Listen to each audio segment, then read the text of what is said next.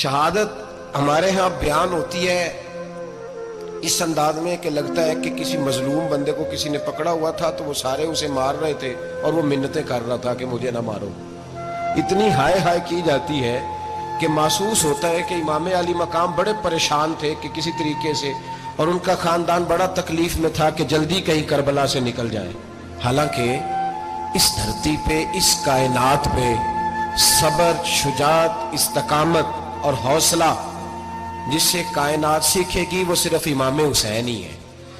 اتنے بڑے صابر آدمی کے بارے میں اس طرح کا رویہ اختیار کرنا کہ وہ تو گویا اس طرح کر رہے تھے کہ بس کسی طریقے سے میری تو یہ امام حسین کی مظلومیت سنا کے لوگوں کو اس طرح کا کر دیا جاتا ہے. یہ انداز بتایا جاتا ہے کہ شاید واقعہ کربلا رونے دھونے کا نام ہے، حالانکہ بات یہ نہیں ہے. یزید کی لشکر جو امام حسین کے مقابلے میں آیا، امام حسین کے لشکر کی تعداد 72 تھی تو یزید نے 22,000. مجھے بتائیے 72 کا 22,000 سے کو مقابلہ ہوتا ہے؟ عمر بن سعد نے پھر عبید اللہ ابن زیاد کو لکھا کہ 22,000 بندے تھوڑے ہیں، کچھ بندے زیادہ بھیج. تو عمر بن سعد کو عبید اللہ ابن زیاد کہنے لگے کہ تو پاگل تو نہیں ہو گیا، 72 کے لشکر کا 22,000 بھیجا، اور کتنا بھیجوں؟ تو اس نے کہا تمہیں یہ نہیں پتا یہ لوگ کون ہیں؟ یہ مولا علی شیر خدا کی اولاد ہے. ان میں ایک ایک شخص ایسا ہے جو 1,000 کے مقابلے میں لڑنا جانتا ہے. تو یہاں کمزوری دکھائی جاتی ہے. ہمارے بچے سمجھنے لگے ہیں کہ یہ شاید کوئی ایسی داستان ہے، اور اس طرح کا ماحول ٹی وی پہ میں دیکھ رہا تھا، اس طرح کا ماحول بنایا جاتا ہے جیسے کوئی خوف ہے. یعنی واقعہ کربلا کوئی ایسا واقعہ جسے دیکھ کے خوف طاری ہو جائے، بچے راتوں کو ڈرے. وہ اکیلے درخت دکھائے جا رہے ہیں اور تیر دکھائے جا رہے ہیں. او یار، کیا قوم کی تربیت کر رہے ہیں؟ واقعہ کربلا حوصلے کا نام ہے، دلیری کا نام ہے. سنیں بات اصل میں کیا تھی، بڑے ٹھنڈے دماغ سے میری بات کو سمجھیے گا. حضرت مولا علی شیر خدا کے بعد مسلمانوں کے متفقہ امیر بنے تھے حضرت امیر معاویہ. انہیں امیر کس نے بنایا تھا؟ امام حسن نے، حضرت علی کے بڑے صاحبزادے. حضرت امام حسن نے ان سے صلح کی، انہیں خلافت دی، اور صحیح بخاری میں نبی پاک نے فرمایا تھا میرا بیٹا حسن سردار ہے، جب مسلمانوں کی جماعتوں میں لہو بہ جائے گا تو حسن ان کی صلح کرا دے گا. وہ صلح امام حسن نے کرائی، جناب امیر معاویہ امیر بن گئے. حضرت امیر معاویہ رضی اللہ تعالیٰ عنہ بڑا پیار کرتے تھے نبی پاک سے، بڑا احترام کرتے تھے حضور کے خاندان کا. ان کی جو اجتہادی خطائیں ہیں وہ اپنی جگہ پہ موجود ہیں. چونکہ امام حسن نے ان سے صلح کر لی، لہذا ہم بھی ان کے بارے میں کوئی جملہ کہنے کے مجاز، ہماری مجبوری امام حسن ہے. اس لیے کہ جسے امام حسن صحیح کہے پھر امام حسن کے ماننے والے کو اسے غلط نہیں کہنا چاہیے. حضرت امیر معاویہ رضی اللہ تعالیٰ عنہ کا جب وصال ہوا تو حضرت امام حسن پہلے ہی ان سے وصال کر گئے، آپ کو زہر دے دیا گیا، آپ شہید ہو گئے. امام حسین موجود تھے. تو یزید کے بارے میں لوگوں نے کہا جناب امیر معاویہ سے کہ یہ ٹھیک ہے، مناسب ہے، اور بہادر ہے، دلیر ہے، وہ جو ہوتے ہیں نا خوش آمدید ٹولہ. تو حضرت امیر معاویہ کے گرد بھی کچھ ایسے لوگ تھے، انہوں نے آپ سے کہا کہ یزید کو نامزد کر دیں. تو آپ نے یزید کو بلایا، حوالہ مجھ سے دیکھ لیجئے گا. بلا کے فرمایا کہ 3 بندوں کے سامنے اپنی خلافت پیش کرنا، اگر وہ تجھے مان جائیں تو امیر بن جانا، نہ مانے تو چپ کر کے گھر بیٹھ جانا. وہ 3 بندے کون ہیں؟ جناب عبداللہ ابن عباس، حضرت عبداللہ بن زبیر، اور امام حسین رضی اللہ تعالیٰ. یہ وصیت فرمائی جناب امیر معاویہ. حضرت امام حسین کی وہ شخصیت تھی کہ مشکات میں حدیث ہے، نبی پاک صلی اللہ تعالیٰ علیہ وسلم کی چچی جناب ام فضل صبح صبح گھبرائی حضور کی بارگاہ میں آئیں، عرض کی یا رسول اللہ صلی اللہ علیہ وسلم آج میں نے عجیب خواب دیکھا ہے، میں ڈر گئی ہوں. حضور نے فرمایا چچی کیا دیکھا؟ عرض کی حضور میں نے دیکھا ہے کہ آپ کے وجود کا گوشت کا ایک ٹکڑا کٹ کے میری جھولی میں آ گیا ہے. حضور یہ کیا ہے؟ تو محبوب خواب سن کے مسکرائے، فرمایا چچی یہ پریشانی والا خواب نہیں، یہ تو خوشی والا خواب ہے. اللہ فاطمہ کو بیٹا عطا کرے گا اور وہ تیری گود میں کھیلا کرے گا. چونکہ وہ میرے وجود کا ٹکڑا ہوگا لہذا خواب تجھے یہ آئی ہے. تو امام حسین پیدا ہوئے، امام حسن کی عمر ابھی 11 مہینے تھی. تو نبی پاک نے امام حسین کو جناب ام فضل اپنی چچی کی گود میں دے دیا کہ فاطمہ کے لیے دونوں بچے سنبھالنا مشکل ہوگا. وہ خواب اس طرح پوری ہوئی. امام حسین سے حضور نے بڑا پیار کیا، بڑی محبت فرمائی نبی پاک سے. کچھ حدیثیں میں نے جمعے میں عرض کی تھیں.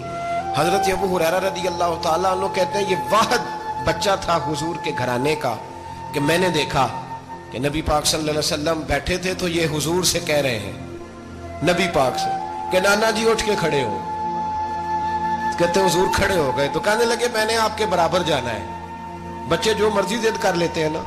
قد چھوٹا تھا, عمر 7.5 سال تھی. کہنے لگے نانا میں نے برابر جانا ہے. تو نبی پاک صلی اللہ علیہ وسلم نے ہاتھ پکڑ لیے, فرمایا چل پھر ہو جا برابر. تو حضرت ابو ہریرہ کہتے ہیں انہوں نے حضور نے ہاتھ پکڑے, اوپر کھینچا تو امام حسین نے پہلے اپنے پیر حضور کے گھٹنوں پہ رکھے, پھر نبی پاک کے سینے پہ رکھے, اور جب ان کا قد سر تھوڑا سا حضور سے اونچا ہو گیا تو محبوب فرمانے لگے چل بس کر, تو نے تو کہا تھا آپ کے برابر ہونا, تو اوپر نکل گیا ہے, چل بس کر. فرماتے ہیں پھر امام حسین نے زبان باہر نکالی تو محبوب ان کی زبان چوسنے لگے, پھر ساتھ لٹا لیا اور انہیں سونگھنے لگے. تو میں نے عرض کی حضور آپ حسین کو سونگتے کیوں ہیں؟ تو فرمایا ابو ہریرہ مجھے حسین کے وجود سے جنت کی خوشبو آتی ہے, مجھے حسین کے وجود سے جنت کی. ایک دن حضور گزر رہے تھے, اصل اس طرح تھا کہ یہ نبی پاک کا حجرہ تھا.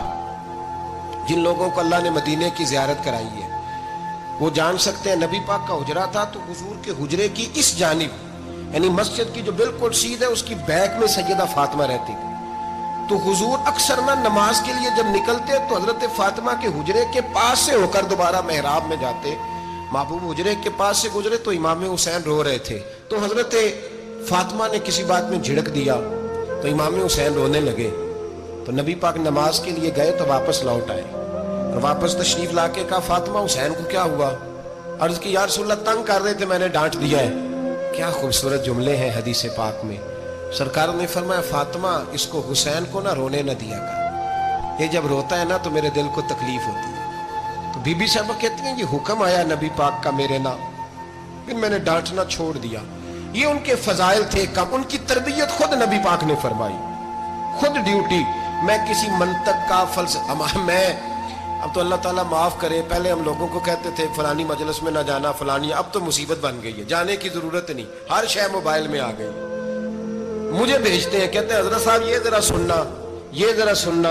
کل کراچی سے کچھ مہمان آ گئے اور بچوں نے وہ کلپ سنبھال کے یہ مولوی دیکھو کیا کہتا ہے. اب آیتیں پڑھی جا رہی ہیں قرآن پاک کی, اتنا ٹکڑا یہاں سے لیتے ہیں, اتنا ٹکڑا یہاں سے لیتے ہیں, اور ملا کے پتہ نہیں کون سا مکسچر بنا رہے ہیں. کسی آیت کا ترجمہ نہیں, کوئی واضح حدیث نہیں. ایسے ہوا ہوگا پھر اس کو اس سے جوڑ لیں تو کیا بنتا ہے, اتنی جمع کر لیں. یہ کون سا دین ہے جو توڑ مروڑ کے بیان کر رہے ہیں؟ کون سا مذہب ہے؟ دین تو واضح کھلی کتاب ہے. اب ہمارا یہ شوق ہے, ہم ہر تماشا دیکھنا چاہتے ہیں, ہم اپنے لوگوں کی قدر نہیں کرتے اور بڑی بڑی دور جا کے ہم غلط معاملات میں جاتے ہیں, پھر ذہن ہمارے شکوک کا شکار ہوتے ہیں. ہمیں سمجھنا چاہیے کوئی ایسی کسی دلیل کی ضرورت نہیں ہے. جب ان کے واضح چیزیں ان کی کتابیں میں موجود ہے, حدیث میں موجود ہے, قرآن مجید میں ان کے فضائل کھل کے موجود ہے, تو دور جانے کی کیا ضرورت. حضور ان کی ٹریننگ کراتے تھے. پہلی بات تو یہ ہے کہ نبی پاک نے دعا مانگی تھی, یا اللہ میرے گھر والوں کو زیادہ روزی نہ دینا, انہیں ایک وقت روٹی دینا, ایک وقت کی بھوک دینا. یہ جو 10 دن کربلا میں انہیں ٹینشن نہیں نہ ہوئی, انہیں عادت تھی فاقہ کرنے کی, انہیں 3 دن وصلی روزے رکھنے کی عادت تھی. پہلی بات. دوسرا یہ کہ جہاد کی تربیت حضور خود کراتے تھے. حضرت فاطمہ زہرا کہتی میں پردے کے پیچھے دیکھ رہی تھی, نبی پاک نے امام حسن اور حسین سے فرمایا چلو میرے سامنے کشتی لڑو. تو دونوں حضرات آپس میں جب کشتی لڑنے لگے تو نبی پاک نا امام حسن کو کہتے ہیں حسن حسین کو ٹانگوں سے پکڑو, حسن حسین کو پیچھے سے پکڑو. جب نبی پاک بار بار امام حسن کو بتا رہے تھے تو سیدہ پیچھے سے بول پڑی, کہنے لگی یا رسول اللہ آپ چھوٹے کو بتائے, آپ بڑے کو بتا رہے ہیں. بڑا تو پہلے 11 مہینے بڑا ہے, تو آپ چھوٹے کو بتائے بڑے کو بتا رہے. تو فرمایا فاطمہ تو چپ کرنا, جو میں دیکھ رہا ہوں تو نہیں نہ دیکھ رہی, ایک کو میں بتا رہا ہوں دوسرے کو جبریل امین بتا رہے ہیں. تو یہ حضور نے اپنے سامنے ان کی تربیت کی, ٹریننگ. ہوا یہ کہ یزید جب امیر بنا نا, 2-3 چیزیں ہوتی ہیں جب کسی بندے کو قابو کرنا ہوتا ہے, 2-3-4-5 چیزیں ایسی ہوتی ہیں جس سے بندہ قابو آتا ہے. تو اس نے بھی فوری طور پہ یزید نے دیکھا میرے لیے مسئلہ کیا بن سکتا ہے. ولید بن عتبہ اس وقت مدینے کا گورنر تھا. یزید نے اس کو خط لکھا کہ امیر عرب کا رواج آج بھی ہے کہ جب تک نئے خلیفہ کی بیعت نہیں ہو جاتی پرانے کے انتقال کی خبر ہی نہیں دیتے, اس کو رکھے رکھتے ہیں. یہ ان کا طریقہ ہے. وہ کہتے ہیں کہ ولی عہد اچھی طرح قبضہ کر لے پھر بتائیں گے. حضرت امیر معاویہ کا وصال ہو گیا, بتایا نہیں. یزید نے اب کیا کیا, کیونکہ بڑا چلاک آدمی تھا, بڑا شاطر تھا, بڑا تیز تھا, اس نے ولید کو خط لکھا. کہنے لگا کہ فوری طور پہ عبداللہ ابن عباس کو بلاؤ اور اسے کہو میری بیعت کریں. یہ جو بیعت ہوتی تھی نا، یہ بھی سن لے کیا ہوتی تھی. یہ بیعت حلف ہوتا تھا کہ میں اللہ رسول کے نام پہ حلف دیتا ہوں کہ میں یزید کی اطاعت کروں گا، میں اس کے خلاف کوئی بغاوت نہیں کروں گا. کوئی یہ بیعت لوگ سمجھتے ہیں کہ بس ہاتھ پکڑنے کا نام بیعت تھا. اس بیعت کا متبادل جمہوری ملکوں کے اندر ووٹ آیا ہے. تو کہا بیعت کرے. حضرت عبداللہ ابن عباس کو بھی بلاؤ، عبداللہ بن زبیر کو بھی بلاؤ، امام حسین کو بھی بلاؤ. امام حسین آدھی رات کے وقت بیٹھے تھے مسجد نبوی میں، چونکہ پانچوں نمازوں کی آپ امامت کرتے. امام حسین نماز پڑھا کے عشاء کی بیٹھے تھے. جناب عبداللہ بن زبیر، عبداللہ بن زبیر کون تھے؟ یہ نبی پاک صلی اللہ علیہ وسلم کی پھوپھی پوتے تھے اور جناب صدیق اکبر کے نواسے تھے. حضرت عبداللہ بن زبیر اور جناب زبیر بن عوام عشرہ مبشرہ صحابی ہیں، ان کے بیٹے تھے. بہت زیرک آدمی تھے. یہ بھی امام حسین کے پاس بیٹھے تھے. عبداللہ ابن عباس بھی تھے جو حضور کے چچا کے بیٹے ہیں، اس امت کے پہلے مفسر ہیں قرآن پاک. یہ لوگ بیٹھے تھے. تو ولید نے ایک بندہ بھیجا، اس نے آ کے کہا جناب آپ کو گورنر صاحب نے بلایا ہے. تو عبداللہ بن زبیر کہنے لگے حسین اس وقت بلانے کی بات سمجھ میں نہیں آئی. تو امام حسین بڑے بصیرت والے تھے، اللہ نے بصیرت دی تھی. کہنے لگے عبداللہ آپ کو سمجھ نہیں آئی، مجھے سمجھ آ گئی ہے، امیر معاویہ وصال کر گئے اور یہ ہمیں جو بلایا گیا ہے نا، یہ یزید کی بیعت کے لیے بلایا گیا ہے. تو کہا پھر آپ آدھی رات کو نہ جائیں، آپ کے لیے خطرہ ہوگا. تو امام حسین فرمانے لگے خطرہ حسین کو نہیں ہوتا. نہیں کہا پھر بھی آپ مہربانی کریں ذرا احتیاط سے جائیں. تو جناب عبداللہ ابن زبیر نے، عبداللہ ابن عباس نے 14 بندے نیزے دے کے، تلواریں دے کے امام حسین کے ساتھ بھیجے اور کہا کہ امام حسین اگر اس نے کوئی غلط ملت بات کی نا، زبردستی بیعت کرنے کا کہا، تو آپ بس کوئی ایک بات اونچی آواز میں کر دینا، یہ سپاہی پیچھے آ جائیں گے. امام حسین ان 14 بندوں کو لے کے گورنر ہاؤس پہنچ گئے. جب آپ وہاں پہنچے اس نے بتایا، اس نے کہا جی حضرت امیر معاویہ انتقال کر گئے اور آپ نے یزید کی بیعت کرنی ہے. تو امام حسین فرمانے لگے میں چھپ کے بیعت نہیں کروں گا. مجمع لگاؤ، جمعے والے دن اعلان کرو.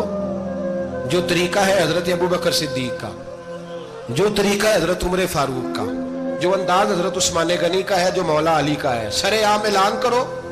اگر ساری دنیا یزید کی بیعت کرے گی تو میں بھی تیار ہوں. تم مجھ سے بیعت لے کے پھر لوگوں کو بتانا چاہتے ہو کہ حسین بیعت کر رہے ہیں تو تم کیوں نہیں کر رہے؟ میں عام آدمی نہیں ہوں، لہذا چھپ کے بیعت نہیں کرتا. جب یہ بات کی نا تو ولید بڑا نرم دل تھا اور امام حسین کی شان کو جانتا تھا. وہ جانتا تھا یہ نبی پاک کا خاندان ہے. اس نے کہا جی مجھے تو حکم تھا، باقی آپ حضور کے نواز ہیں، میں کر کچھ. وہاں ایک بڑا بدبخت شخص بیٹھا تھا، عبد الملک بن مروان. وہ ولید سے کہنے لگا کہ اگر حسین آج تمہارے ہاتھ سے نکل گئے تو تمہارے لیے بہت بڑا مسئلہ کھڑا ہو جائے. انہیں جانے نہ دینا، یا بیعت کراؤ یا ان سے کہو جنگ کے لیے تیار ہو. تو امام حسین رضی اللہ تعالیٰ عنہ کے کانوں میں آواز گئی تو فرمانے لگے ابن مرجانہ، اگر تیرے اندر جرت ہے تو آ سامنے حسین کے، اس کے کانوں میں باتیں نہ کر، کانا پھوسی نہ کر، باہر آ میدان میں، شرارت نہ کر، باہر آ. میں تمہیں ابھی بتاتا ہوں کہ حسین سے مقابلہ کرنے کا انجام کیا ہے. یہ کہہ کہ امام حسین باہر نکلے، اپنے بھائی محمد بن انفیہ کو بلایا، عبداللہ بن زبیر، عبداللہ ابن عباس، ڈھیر سارے لوگ اکٹھے ہو گئے. فرمایا یہ معاملہ ہے، اب کیا کرنا ہے؟ تو وہ کہنے لگے حضور وقت ابھی مناسب نہیں ہے، آپ اس طرح کریں یہاں رکے، ہم مکے سے، عراق سے، کوفے سے لوگوں کو بلاتے ہیں، یہاں ایک بڑی مجلس مشاورت قائم کرتے ہیں. امام حسین فرمانے لگے اگر تم مشاورت قائم کرو گے تو ولید اور عبد الملک بن مروان وہ تو جنگ کرنے کو تیار ہے، اور نبی پاک نے فرمایا ایک مینڈا ہوگا جس کی وجہ سے مدینے کی گلیوں میں لہو بہے گا. فرمانے لگے میں وہ بکرا، وہ مینڈا نہیں بننا چاہتا. کہا پھر آپ کیا کریں گے؟ تو امام حسین رو پڑے. فرمانے لگے میں مدینہ چھوڑ جاؤں گا لیکن مدینے کی حرمت پامال نہیں ہونے دوں گا. امام علی مقام آدھی رات کے وقت نکلے. سیدہ فاطمہ کا دروازہ ایک اس دن تھا جس دن حضرت مولا علی کوفے چلے گئے اور دوبارہ آج تالا لگا جب امام حسین نکلے. آپ جنت البقیع کے پیچھے کھڑے ہو کے حضور کا روضہ دیکھنے لگے. اس وقت گنبد تو نہیں ہوتا تھا. روضہ دیکھنے لگے. نانا تیرے کرم کے خزینے کی خیر ہو، میں جا رہا ہوں تیرے مدینے کی خیر ہو. سارا خاندان لے گئے، مکے تشریف لے گئے. حج کے ایام قریب آنے والے تھے. امام حسین نے وہاں لوگوں سے باتیں کی. جب امام حسین وہاں پہنچے تو کوفے سے خط آنے لگے. کوفہ حضرت علی کا دارالخلافہ تھا. وہاں آپ کے محبین، پیار کرنے والے ڈھیروں تھے. انہیں خط لکھے کہ حضور آپ چپ کر کے بیٹھے ہوئے ہیں اور ہمارے اوپر یزید مسلط ہو گیا ہے. آپ اگر میدان میں نہیں نکلیں گے، آپ نہیں آئیں گے تو ہم اللہ کی بارگاہ میں شکوہ کریں گے کہ کوئی ہماری कमान करने को तैयार ही नहीं हुआ। और वो खत 1 2 3 नहीं आए, वो खत इतने थे कि 3 बोरियों में भरे थे इमाम हुसैन, 3 बोरियों में। अब मजबूरी हो जाती है, हक के लिए कई दफा बात करना मजबूरी होती है, अगर नहीं करेगा तो फिर इसको भी कब्र में जवाब देना पड़ेगा। इमाम अली मकाम रदी अल्लाह ताला अन्हो ने मक्के में अब लोगों को जमा किया मशवरे के लिए।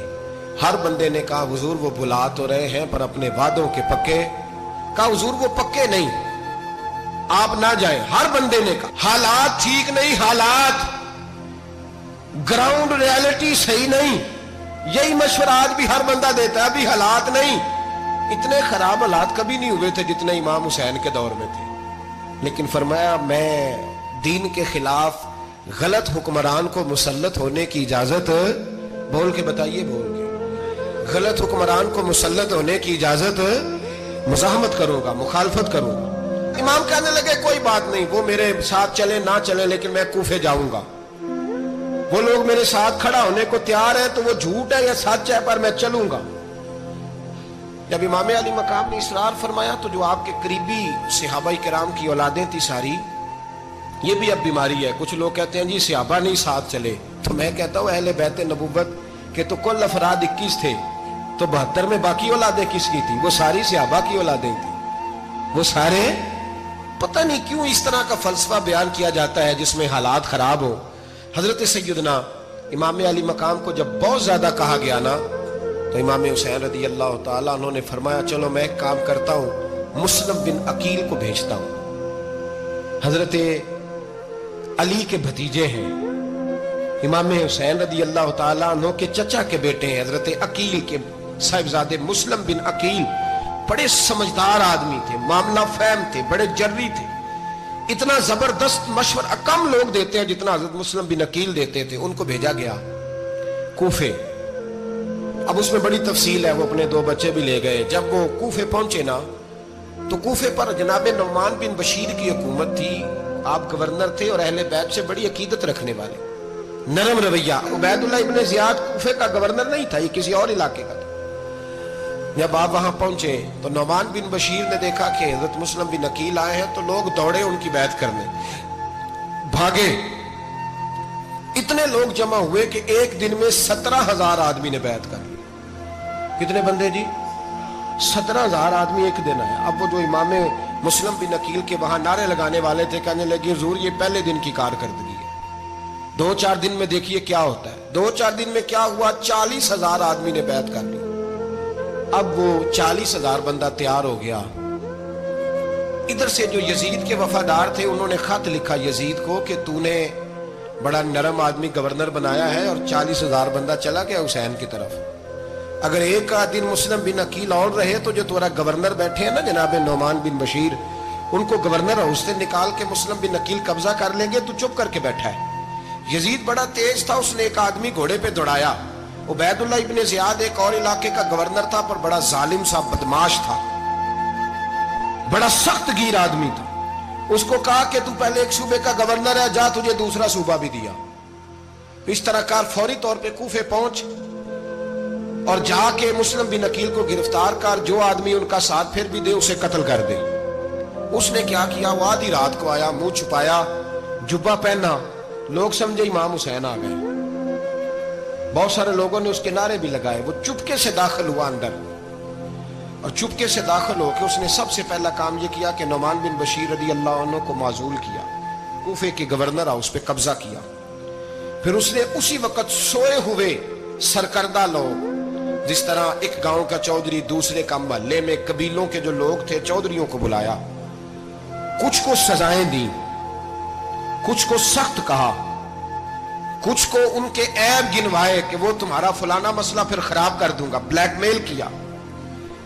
सुबह होने तक हालात अगर तुमने मेरे काबू में ना किए तो याद रखना बड़ा मुश्किल होता है हक पे खड़ा होना। बड़ी चीजें लोगों को याद आती, अल्लाह जानता है।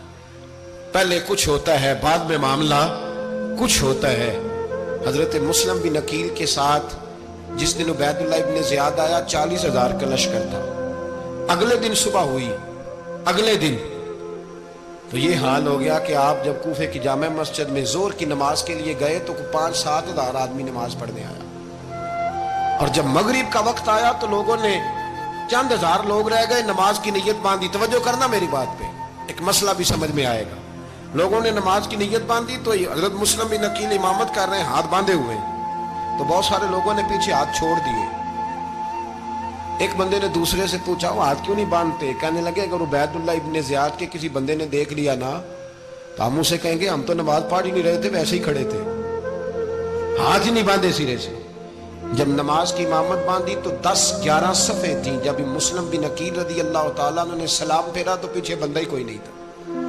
حضرت مسلم بن عقیل کو گرفتار کیا گیا. عرب کا رواج تھا دشمن کو سخت سزا دیں تاکہ باعث عبرت بنے. بہت اونچا مینار تھا کوفے کا, گورنر ہاؤس کا, اوپر لے جا کے جناب مسلم بن عقیل کو زمین پہ گرایا گیا. اور جب وہ شہید ہو گئے تو شہید ہونے سے ایک رات پہلے وہ خط لکھ چکے تھے امام حسین کو کہ آپ آ جائیں, حالات بڑے اچھے ہیں. خط ملا تو امام حسین مکے سے کوفے کی جانب چل پڑے.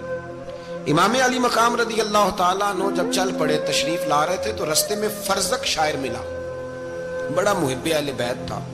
رستے میں ملاقات ہوئی. اللہ اکبر. حضرت مسلم بن عقیل جب گرایا شہید ہو گئے تو پھر اس نے اس طرح کیا کہ آپ کی لاش کو لٹکا دیا چوک میں. لوگ دیکھتے تھے تو عورتیں بچوں کہتی تھی تو نے باہر نہیں نکلنا, ہم نے نہیں امام حسین کے ساتھ چلنا, بس بڑا خوف ہے, کوئی بندہ نہ باہر نکلے, کوئی نہیں ضرورت, ہمیں حالات بہتر ہوگی تو دیکھی جائے. آج کتنے لوگ ہیں, کتنی دیگیں پکی, کتنی نیازیں بٹی, کیا کچھ ہوا. آپ ناراض نہ ہونا, میں آپ میں سے ہوں, آپ مجھ سے ہیں, یہ بات آپ کی نہیں میری سب کی ہے. آج بھی اگر امام حسین کے نام پہ جان دینے کی باری آئے گی تو دیگیں رہ جائیں گی.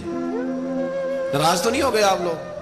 فٹافٹ مائیں کہیں گی باہر دی جانا, بالکل پتر سانو کی لگے, سارا دن کوئی ہمارے لیے. پیر صاحب تو کرتے رہتے ہیں باتیں, ان کا تو کام ہے. خبردار, ہم نے نہیں جانا.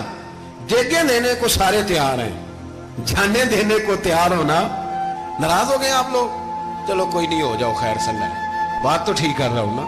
حضرت امام حسین رضی اللہ تعالیٰ عنہ نے فرزق شاعر رستے میں ملا تو امام حسین کو کہنے لگا کہاں جا رہے ہیں؟ فرمایا میں کوفے جا رہا ہوں. کہنے لگا حضور نہ جائیے گا, لوگوں کے دل آپ کے ساتھ ہیں, تلواریں آپ کے ساتھ نہیں. سیدنا امام حسین رضی اللہ تعالیٰ عنہ کو آ کے کہا حضور وہ سارے کوفے والے مانتے ہیں کہ بات حسین کی ٹھیک ہے لیکن آپ کی سپورٹ نہیں کریں گے. اور اگلی بات فرزق نے یہ کی کہ حضور میں حضرت مسلم بن عقیل کی لاش کو لٹکی ہوئی دیکھ کے آیا ہوں کوفے کے چوک میں. بڑا ہی خوبصورت فکرہ ہے امام حسین کا.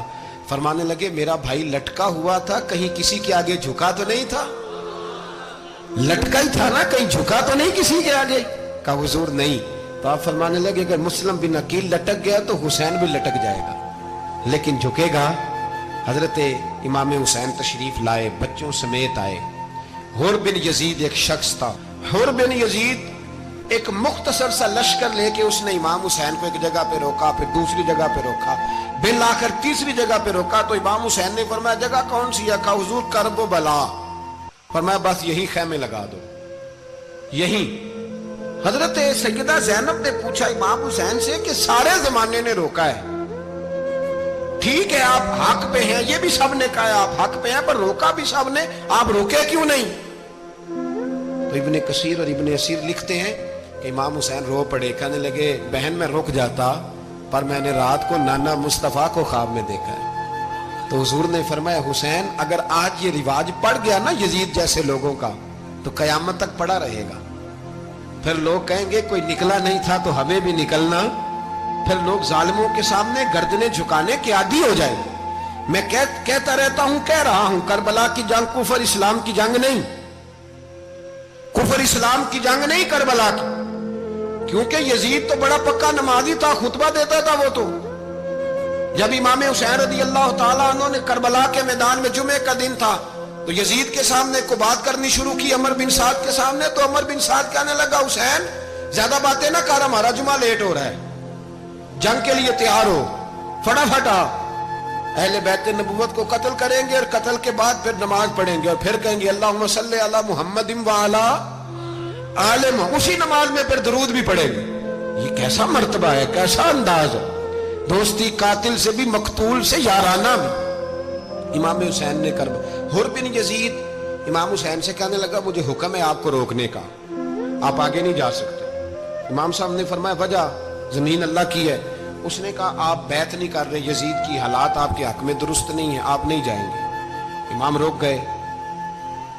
ظہر کی نماز کا وقت ہوا تو حضرت علی اکبر امام حسین کے بڑے صاحبزادے, انہوں نے اذان ظہر پڑھی تو حور بن یزید کے لشکر نے امام حسین کے پیچھے نماز ادا کی.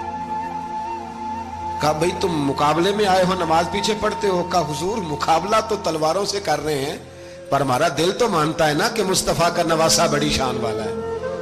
حور بن یزید نے 3 نمازیں لشکر سمیت امام حسین کے پیچھے پڑھی ہیں. 3 نمازیں, ظہر اثر اور مغرب. پھر امام حسین کے سامنے شرائط پیش کی کہ آپ کو یہاں گھیر لیا گیا ہے, یہاں آپ بیعت کریں گے, یہاں آپ جنگ کریں گے, 2 ہی باتیں. امام حسین نے فرمایا نہیں بھائی, بیعت تو میں نہیں کرتا, اس کے علاوہ تم جو کہتے ہو میں کرنے کو تیار ہوں. اس نے خط لکھا. عبید اللہ ابن زیاد کو ایک بندہ دوڑایا پیچھے کوفے, چند میل پہ کوفہ تھا. کہا وہ نہیں مان رہے, کیا کرنا ہے؟ تو حسین ابن علی ہے, میں زیادہ دیر انہیں روک بھی نہیں سکتا. انہوں نے پیغام دیا حور بن یزید کو کہ کرنا کچھ بھی نہیں, ان کا پانی بند کر دو, بلیک میل کرو, کھانا پانی نہیں ملے گا, چھوٹے چھوٹے بچے ہیں, خود ہی مان جائیں گے. حضرت امام علی مقام کے بارے میں حور کے پاس جب یہ پیغام آیا تو حور کہنے لگا میری طبیعت نہیں مانتی حسین پر پانی بند کروں, دل نہیں مانتا. جب یہ لفظ کہے نا دوبارہ تو پھر عبید اللہ ابن زیاد نے عمر بن سعد کو 10,000 آدمی دے کے بھیجا. کہا حور بن یزید لچک دکھا رہا ہے حسین کے حق میں. ایک رے کا علاقہ تھا, بڑی وہاں فصل ہوتی تھی, لوگ کوشش کرتے تھے وہاں کا گورنر بننے کی, کوشش کرتے تھے. تو عبید اللہ ابن زیاد کہنے لگا تمہیں رے کی گورنری ملے گی, سب سے سرسبز و شاداب علاقہ, تمہیں وہاں کا گورنر بنایا جائے گا اگر حسین کے خلاف لڑو گے. یہ اتنی زبردست ہوتی ہیں گورنریاں کہ گورنریوں کے لیے لوگ نسل رسول کے خلاف بھی نکل آتے ہیں. یہ اتنی تگڑی ہوتی ہیں, اتنی جلدی وفاداریاں بدلتی ہیں. وقت اتنا نہیں کہ میں مزید تفصیل میں جاؤں. امام حسین کو روک لیا گیا, عمر بن سعد نے روک لیا. 1 محرم کو امام آئے, 7 محرم تا روکا گیا, 7 محرم کو پانی بند کر دیا. جانور پانی پیتے تھے, گھوڑے پیتے تھے, کتے پیتے تھے, لیکن مصطفیٰ کے گھرانے کو پانی پینے کی اجازت. 3 دن تک پانی بند رہا. 9 محرم کو عمر بن سعد نے اور لوگ بلائے. شمر ایک بڑا سخت آدمی تھا, سنگ دل بدبخت, جس نے حضرت علی اصغر کے گلے پر تیر مارا تھا, وہ اور لشکر لے کے آیا. رات کو کہنے لگا امام حسین رضی اللہ تعالیٰ عنہ سے کہ بس بڑا ہو گیا, یہ 9-10 محرم کی درمیانی رات, یہاں آپ جنگ کریں گے یا آپ بیعت کریں گے, 2 ہی باتیں.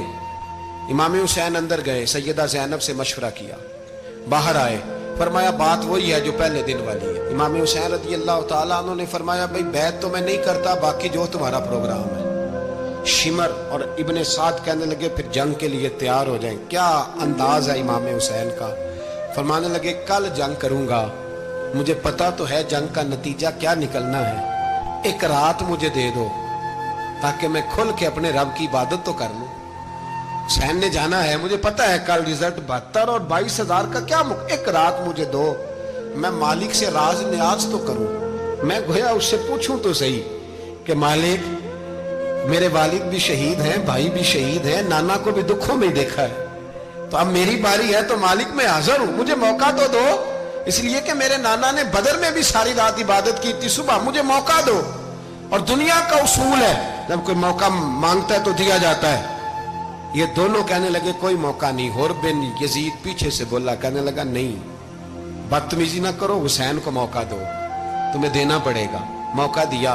حور بن یزید نے پھر منت کی, کہا حضور آپ مہربانی کرے مان جائیں. فرمایا ماننے والا کھاتا کوئی نہیں. یہ بڑا مشکل کام ہے بھائی. ضمیر کا سودا اب تو عام ہو گیا, بازار لگتے ہیں, ریٹ لگتے ہیں, اپنی اپنی چاہتوں پہ لوگوں نے اپنے اپنے انداز سجائے ہوئے. کوئی آدمی بس اچھے طریقے سے نام لے لے تو بس ہم اس کے پیچھے چل جاتے ہیں. اب تو عام ہو گیا یہ معاملہ. امام حسین نے فرمایا ہو ہی نہیں سکتا, ممکن ہی نہیں ہے. ساری رات عبادت میں گزری, ریاضت میں گزری. تہجد کا وقت ہوا تو گھر والوں کو بلایا, فرمایا دیکھنا تمہاری سی کی آواز نہ باہر آئے, خبردار سی کی آواز نہ آئے. اور امام زین العابدین سے فرمایا تو بیمار ہے, تو جہاد نہیں کرے گا, لیکن خیال رکھنا پیچھے. اور بڑی قیمتی بات بتا رہا ہوں, ہماری بیویاں کسی کے گھر میت ہو جائے تو 4 دن بخار نہیں اترتا, امام علی مقام نے سیدہ زینب سے فرمایا تو بڑی ہے میری بہن ہے، پیچھے سارے بچے ہیں جوان ہیں، ان کے حوصلے تیری ذمہ داری ہے۔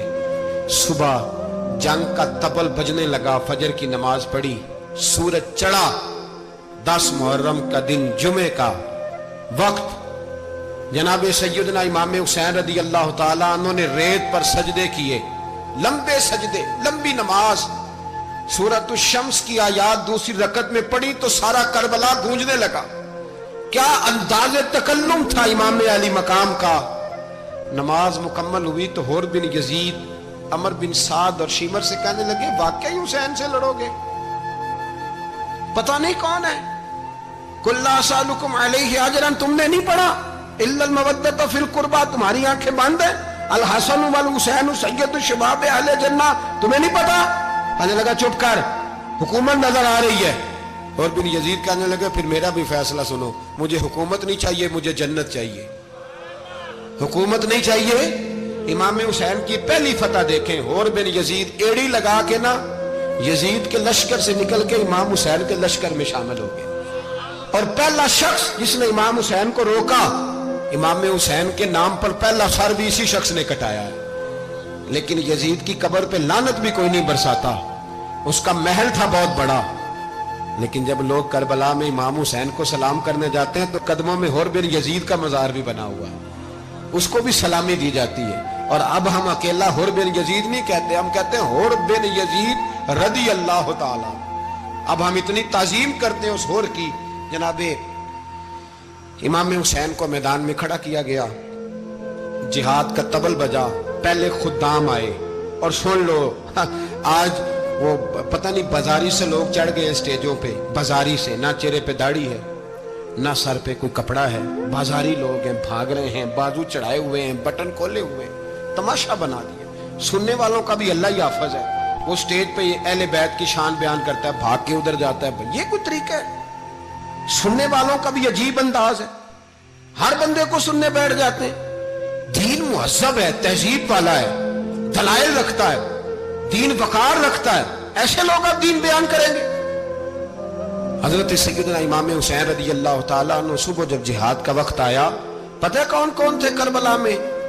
امام حسین کے ساتھ امام حسین کے 4 بھائی تھے کربلا میں۔ کتنے؟ بول کے بتائیں۔ حضرت علی کے 4 بیٹے، عباس بن علی، جن کو حضرت عباس کہا جاتا ہے نا، علمدار، یہ حضرت علی کی دوسری زوجہ میں سے عباس بن علی بھی تھے، اور ابو بکر بن علی بھی تھے، عمر بن علی بھی تھے، عثمان بن، یہ حضرت علی کے بچوں کے نام ہیں۔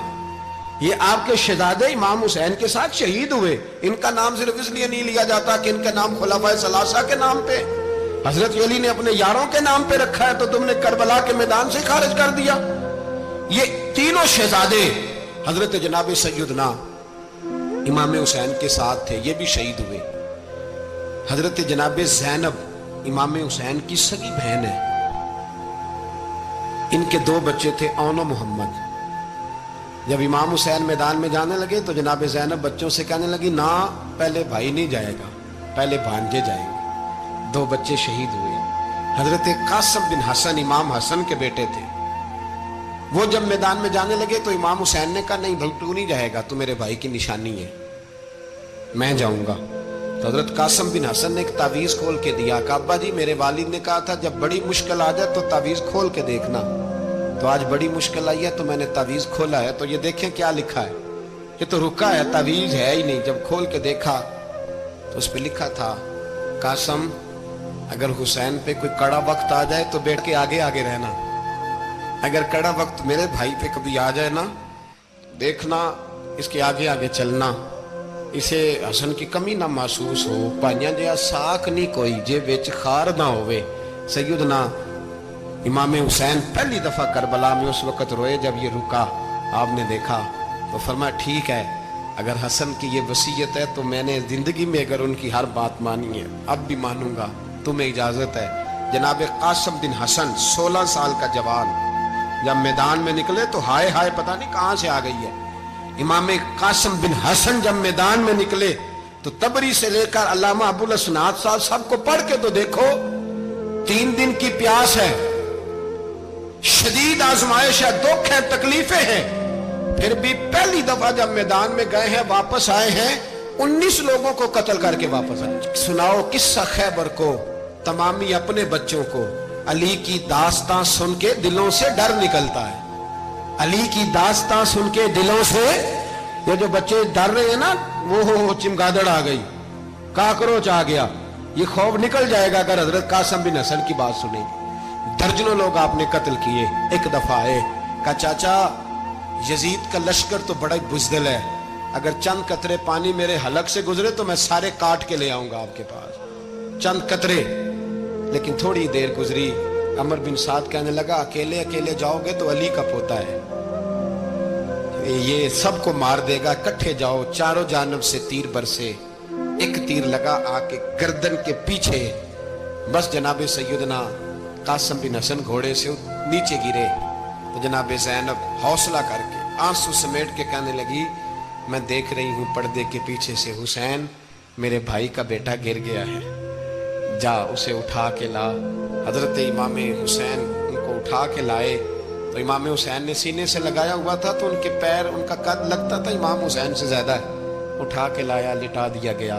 امام حسین کے اپنے بڑے بیٹے میدان میں نکلنے کو، علی اکبر نام ہے، جب جن لوگوں نے حضور کو نہیں دیکھا تھا، وہ جب کہتے نا ہم نے نبی پاک کا دیدار نہیں کیا تو بتاؤ کس طرح کے تھے، تو بتایا جاتا تھا کہ جناب علی اکبر کا دیدار کرو، ہم شبیہ مصطفیٰ.